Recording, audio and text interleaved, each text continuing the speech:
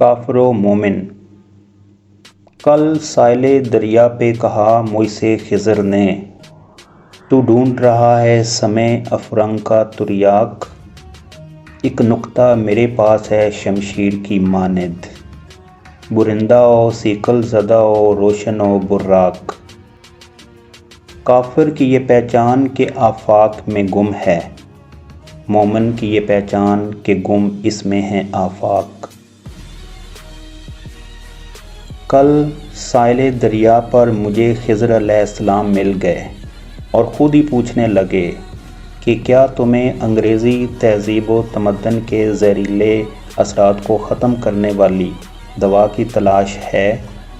دوا تو شاید تمہیں ملے یا نہ ملے، بہرحال میرے پاس ایک نقطہ ہے جو تلوار کی خصوصیات لیے ہوئے ہے، یعنی کہ تلوار کی طرح تیز، روشن اور چمکدار ہے۔ یہ وہ نقطہ ہے جس سے مومن و کافر کا امتیازی فرق معلوم ہو سکتا ہے۔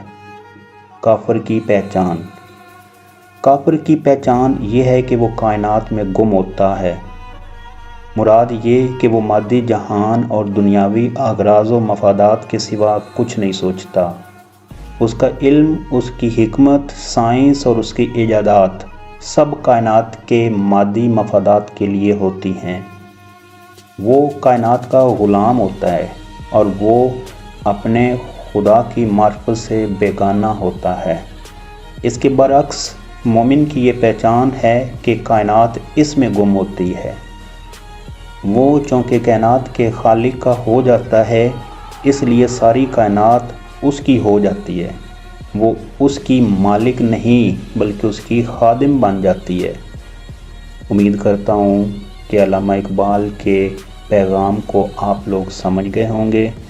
اگلی ویڈیو تک اجازت چاہوں گا۔ اللہ نگہبان۔